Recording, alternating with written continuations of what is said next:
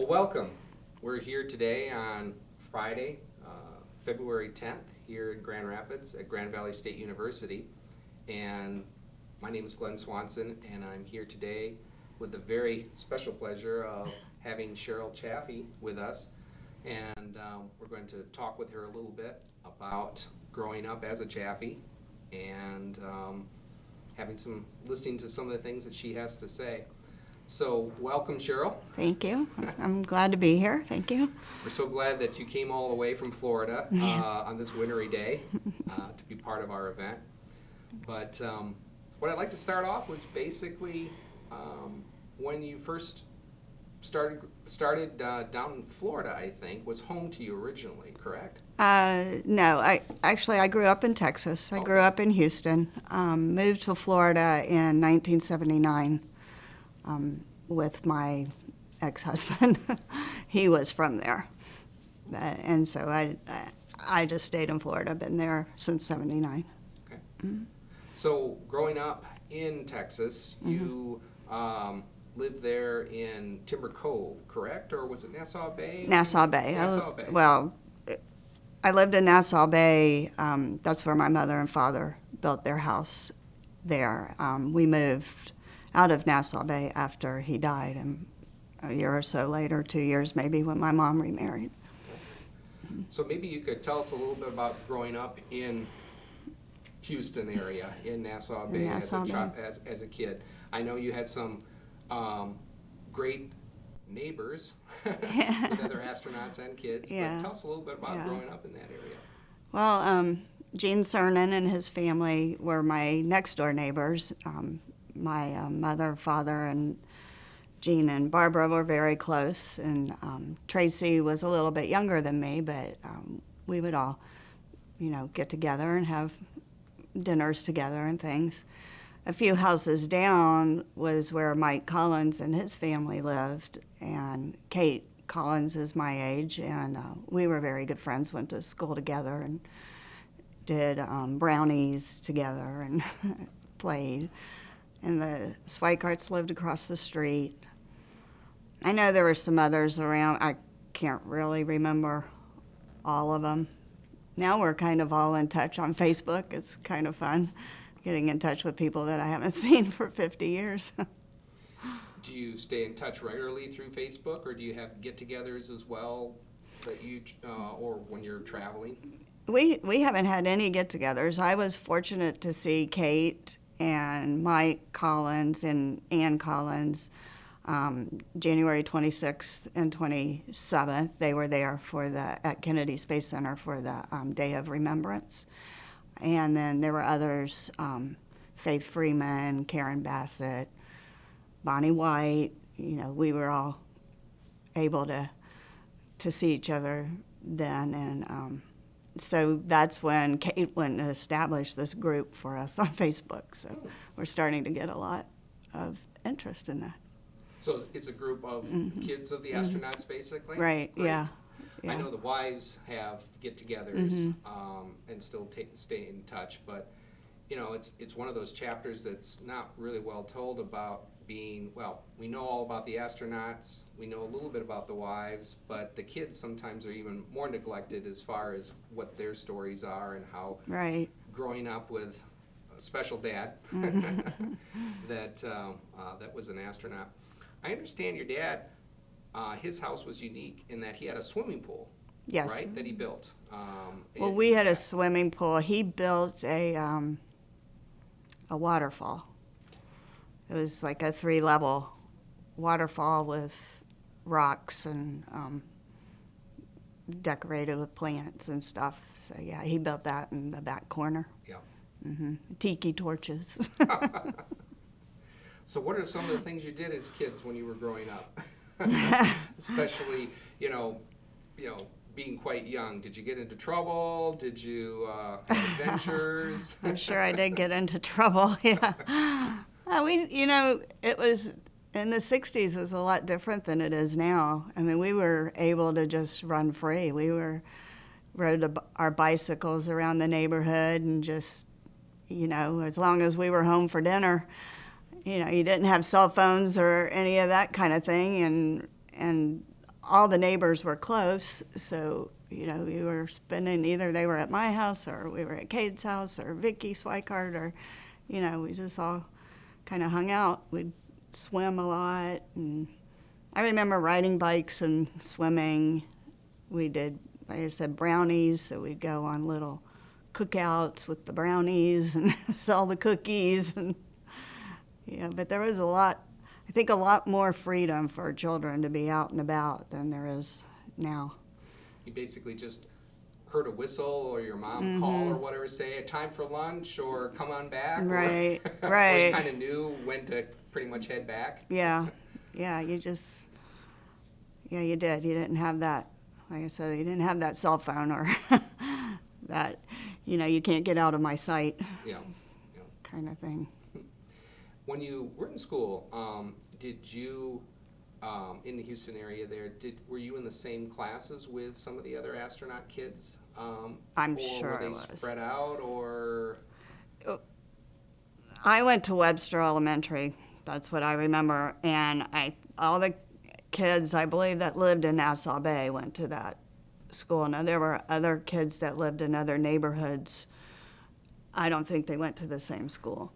But so Kate and I and Vicky Swikart were, I think we were all the same age. So I'm sure we probably did have some classes together.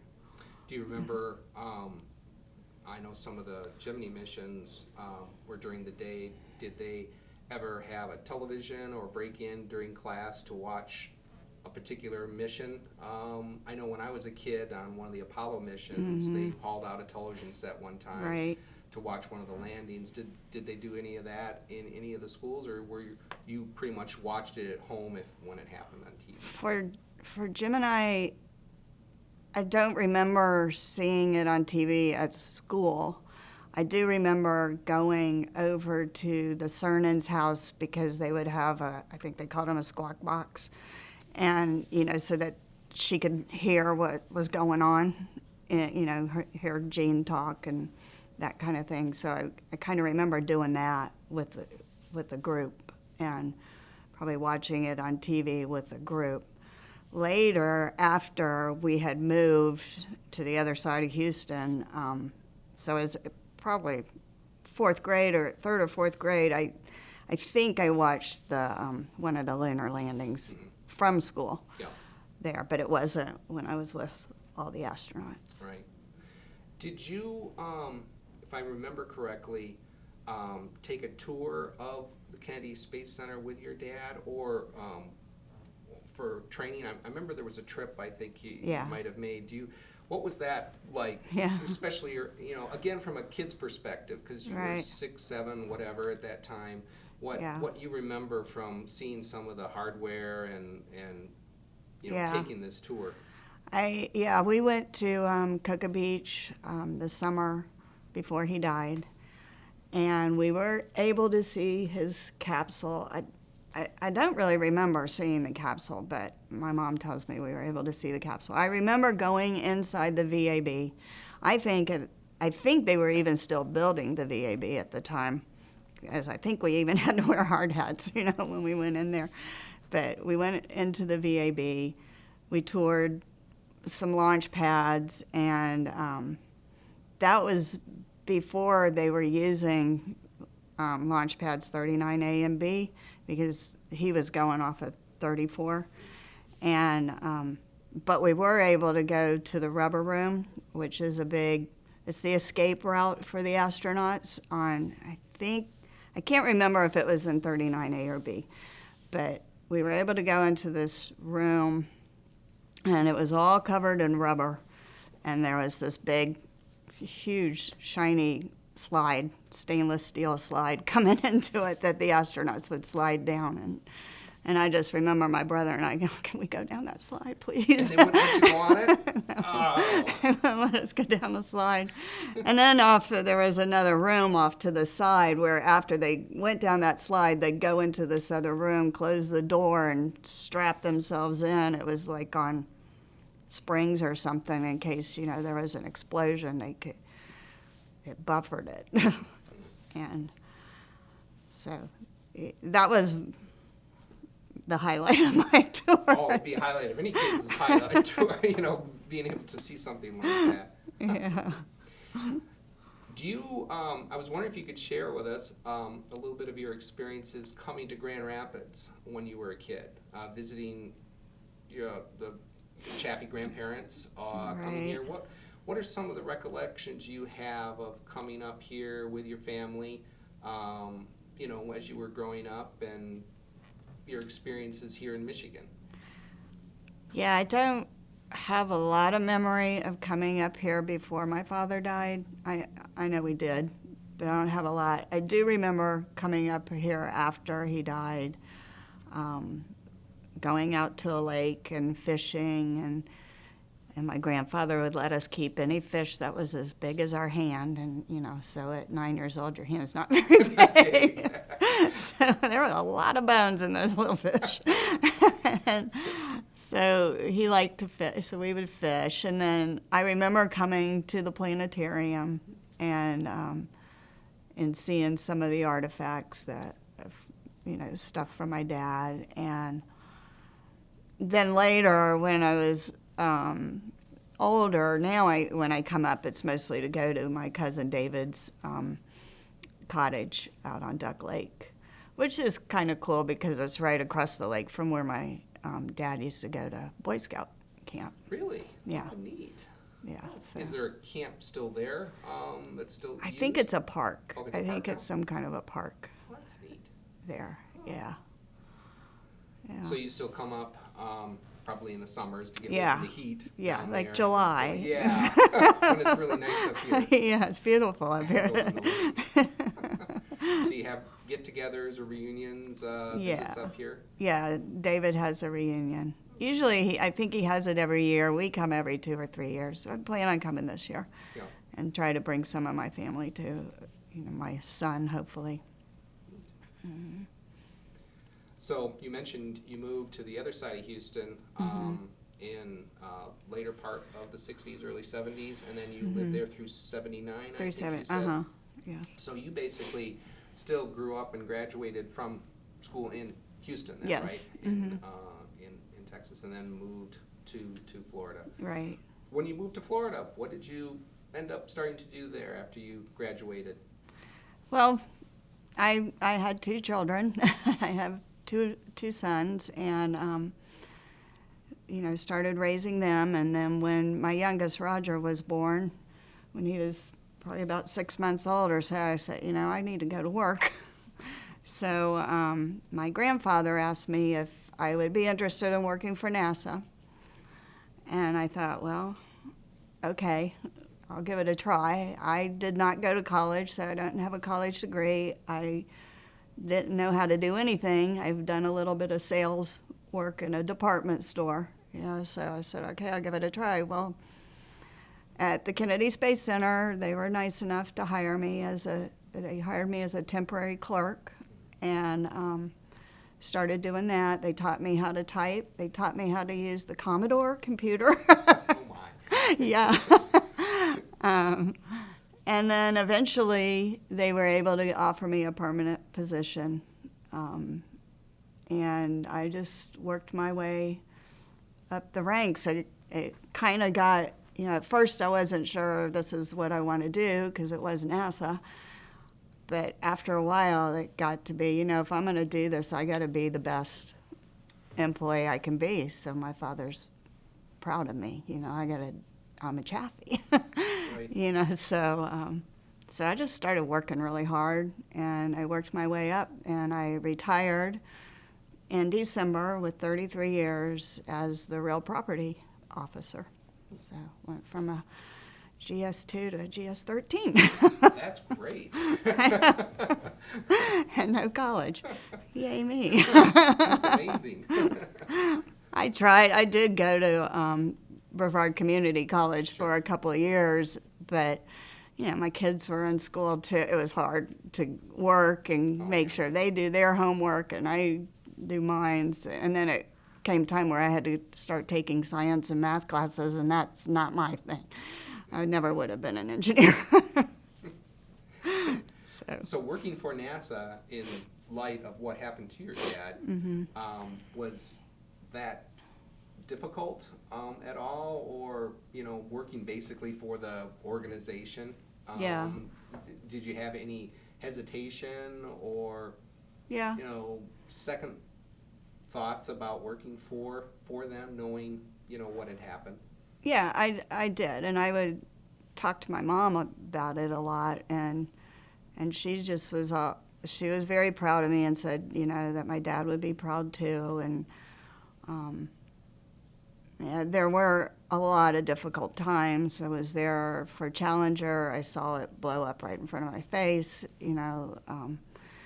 I remember the first thing I did was go and call my mom, because they immediately, I was lucky that I got through to her, because they immediately shut everything down. All phones, you're not going in, you're not going out, you're not doing anything, so, so that was very hard. I was around for Columbia too, so, and then every year you relive it. It's a very public thing, and so it's not, anybody that loses a parent, it's a horrible thing. Anybody that loses a child or a loved one is a horrible thing. But having it brought up every year on TV, and you're having to, make appearances and stuff, is very hard, because I'm a pretty private person, and but this year, with it being the 50th, people asking me to speak and stuff, I am not a public speaker. I don't like it at all. But I was talking to my husband about it, and I said, I didn't sign up for this, isn't it? I didn't sign up for it. It's by default, And that's what he name, said. yeah. He said, but your father did. Yeah. And I was like, you're right. So I have to do it for him. Yeah. And I have to do it to make sure all of the fallen astronauts are never forgotten. Yeah, I know, many times with the astronauts themselves, they also express reluctance in the public affairs portion of it, Right. the limelight, the spotlight. They call it being in the barrel, Right. type of thing, because it was looking at their lives and, being uncomfortable about it. But when I worked for NASA as the historian down there, anytime we had an anniversary that ended in 0 or 5, we knew there was going to be some media attention. Yeah, And when you yeah, have both of exactly. those together, a 5-0, which they're starting to now, because, Right. my gosh, 50 years, it doesn't seem possible. I know. There's just, again, by default, more attention, half a century, that nice, wonderful mark where everyone's looking at, wow, what had happened, Right. 50 years ago. But what you're doing is important too, because it's helping us all remind ourselves of what did happen and the risks involved, and how Right. we kind of, continue to go forward. One of the things I was curious about too was when you worked at NASA, were there ever times when, people being aware of who you were, because obviously you were married again, Right. and had, your married name. Right.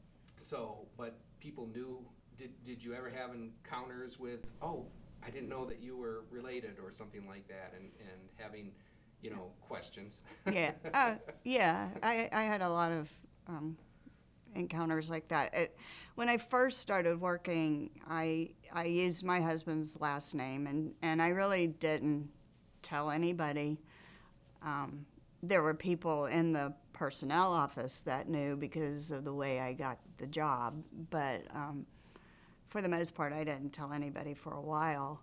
When I got divorced, and now, I use my last name, Chaffee now, so then people would come up and say, are you Roger's daughter? Yeah. And I'd have a picture of him in my office, and they're like, who's that? Well, that's my father.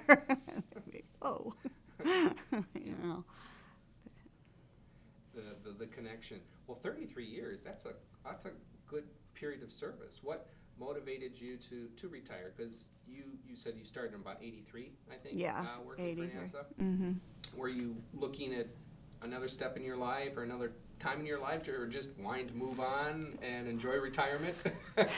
Yeah, the other step of my life is, let's not work. That's right. I'd have to get up. I can sleep in if I want to. I can, read a book. You just retired in December, so this December. is new. I mean, just a And couple I of months haven't, now. I haven't really been retired yet because I planned the NASA Day of Remembrance. I was on that, I chaired that committee to do that. I was helping, giving advice or recommendations for the Apollo 1 exhibit and, planning to come here and went to Washington, D.C. And, so next week I've got more stuff to do with the Astronaut Memorial Foundation, so would you please just let me retire?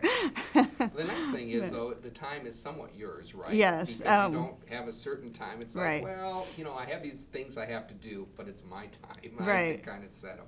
Yes, it's things that I want to do. Right. Yeah. Let's talk a little bit about the work that you do with the Memorial Foundation, and then also with the exhibit that just opened there, and then the plan for memorial that's going to be at Arlington. Yeah, the Astronaut Memorial Foundation is located in Florida, and they have the big space mirror, they call it, that has the names of all the fallen astronauts on it. They also have the Center for Education, where they bring in hundreds, thousands of students and teachers and teach them about STEM activities and about the astronauts. I am on the board of directors. I'm the secretary. I've been on for 3 years. I think I'm going into my 4th year. Now, your mom now. was previously, and she's kind of phasing Yeah, out now, she's, but what's the next, I forget what it's honorary or something Yeah, now? yeah, I think so, yeah. So we meet, quarterly, and they plan the NASA Day of Remembrance every year.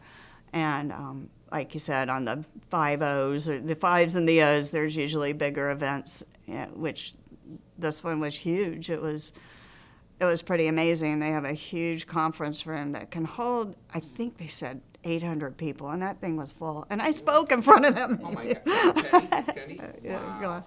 It was, fortunately, I had this line of sight, about 5 rows, 10 rows deep, and that's all I saw. I didn't look that way. Our group here is a lot smaller. Yeah.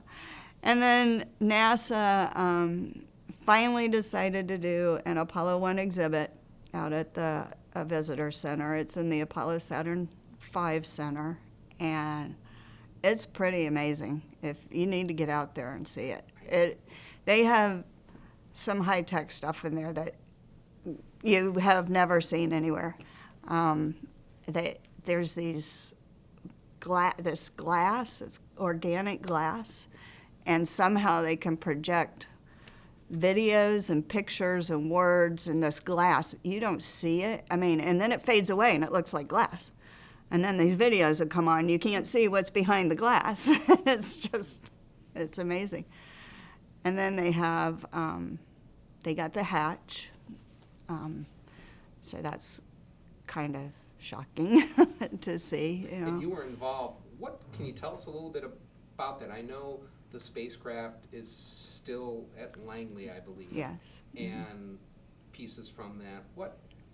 How much involved, or was it to even bring out that part of the artifact of That the was, spacecraft? Was it?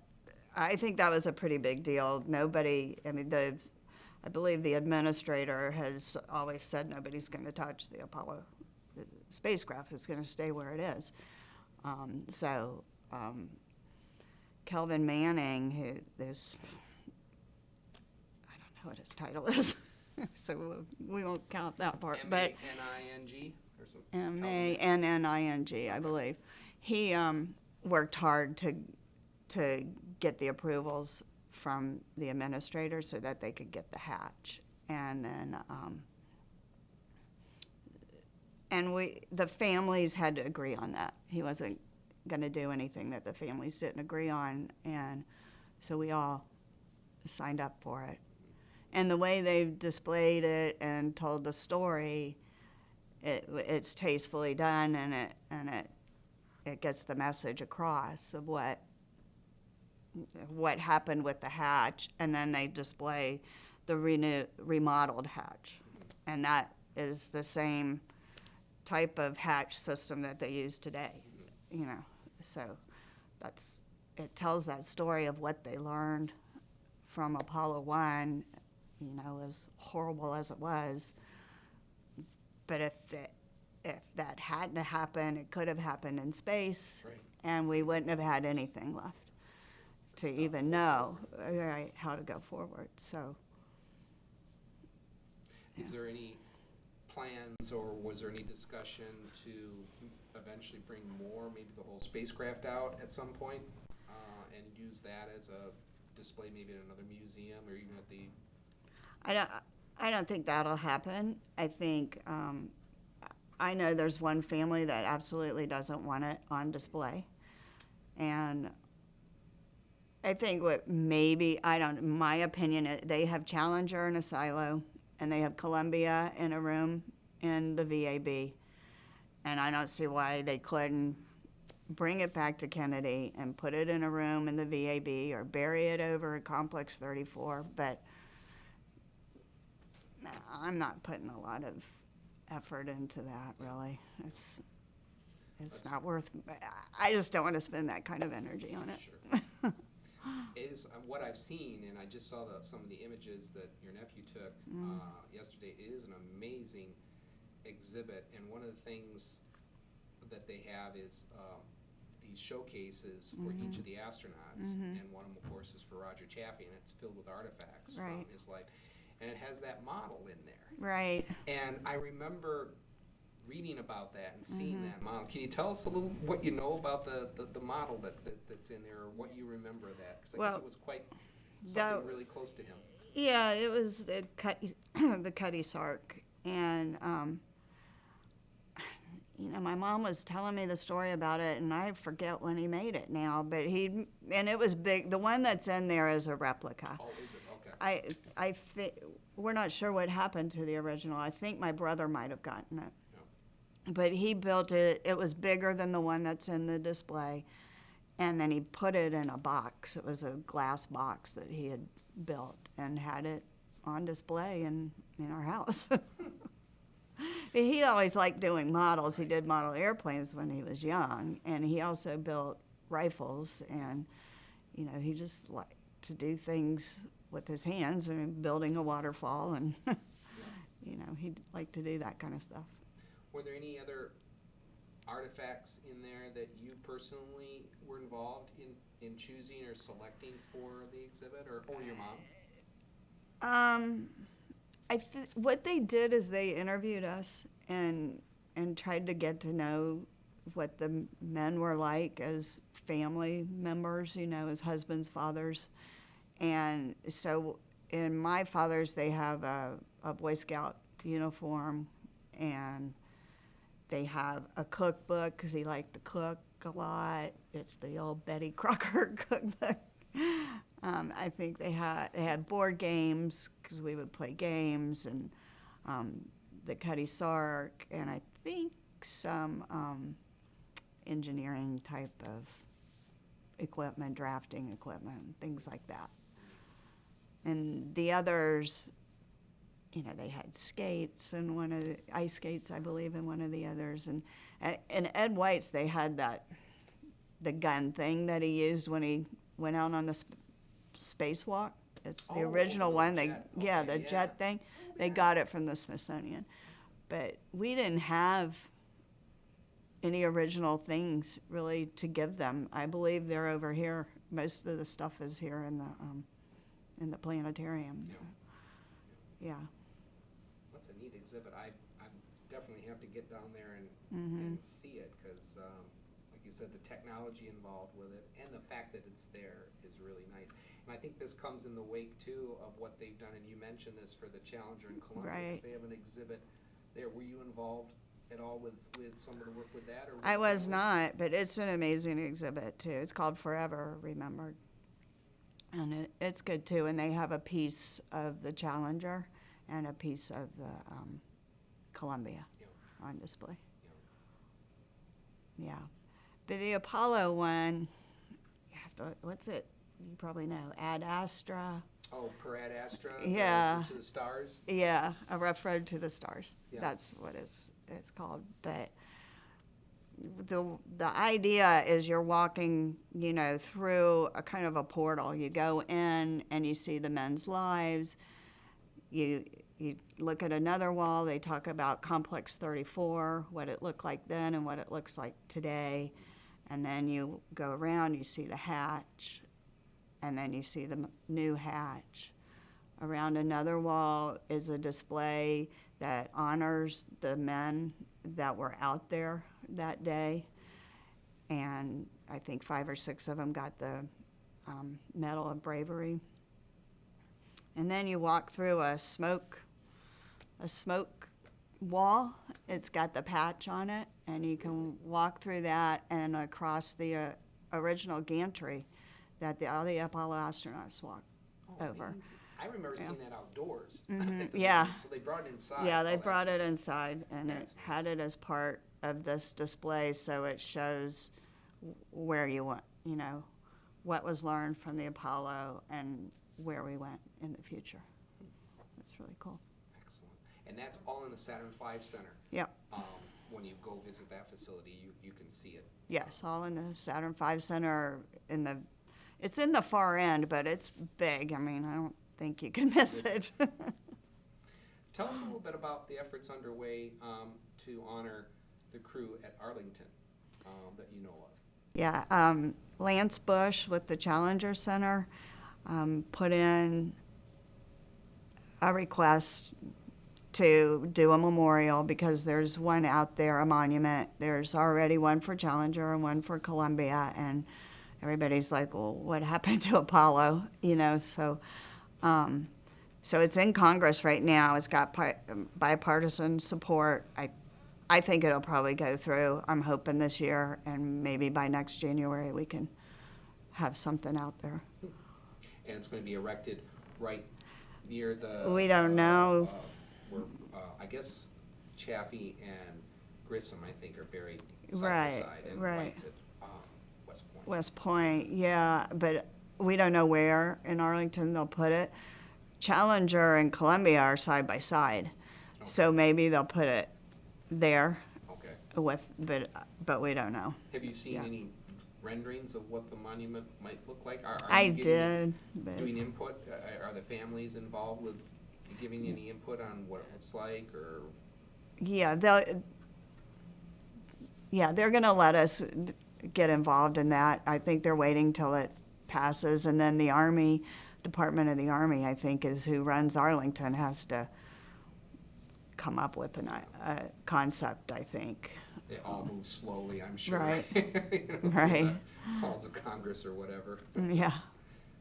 So your involvement with the Memorial Foundation, I know they do a lot of outreach work with scholarships to help support, students that want to pursue careers. Right. And you're involved with that as well as part of the you said you're secretary, I think? I'm or, secretary, secretary yeah. of it. So what is some of the outreach efforts that you're involved with that they do as part of that? Well, they get involved with the robotics competition. They host a lot of those kind of events at the Center for Education. Right now, we're reviewing applicants for the Alan Shepard Award. That's what I get to do next week. There's 7 of them. And actually, they're pretty interesting. I've only read through 3 of them so far, but really, gosh, I wasn't learning that stuff in 6th to 8th grade. Doing really neat stuff and up in balloons and, experiments and things. I was like, wow, these kids are learning a lot really young. But they have to, and everything is on, their iPad and all, they've got constant information Right. at their fingertips. Yeah. We used to have to pick up the encyclopedia, and it was pretty outdated. Yeah, right. go to Right. the library. You've got all these other tools that are available. Yeah. Do you still get people writing you or contacting you, with letters or via email Yeah. or anything, talking about, Apollo and growing up, or is it enough time has passed where there isn't a whole lot of Yeah. feedback that you still get other than the No. anniversaries? Yeah, no, I don't get a lot anymore. I think it was either the 20th or the 30th is when I really got a lot of letters and stuff. Some are kind of strange. Yeah. I mean, it brings the weirdos out. Conspiracies and all that. There's always. Well, one, I thought he was going to ask me to marry him or something. Oh, my I mean, there were some that were just kind of, okay. I know we didn't get a chance to interview Martha, but I know she's in New Mexico. Maybe you could just comment a little bit in her stead about how she is doing and what she's involved with now. I know you mentioned that she's phasing out of her work. She's getting up there and enjoying retirement fully. If you might be able to comment a little bit about what she's doing now. Well, she's doing really well. She'll be 80 in March, and she's amazing. She walks 3 miles a day on her treadmill, and it might take her an hour to do it, but she does it, and she's a very positive person. She's fully retired. She had horses for a while, and in her 60s, like, Mom, that's a lot of work, take care of horses. She had them on She her. had She didn't 4 just ride 'em. horses at one time, and Oh, wow. and she did all the work herself. Is that right? Yeah. Wow. But, This is out in New Mexico. She has about 12.5 acres out there. But they got rid of the horses, and now they have ATVs or something, and ride those around, and Yeah. they've got 2 or 3 dogs, and What caused her to move out there in New Mexico?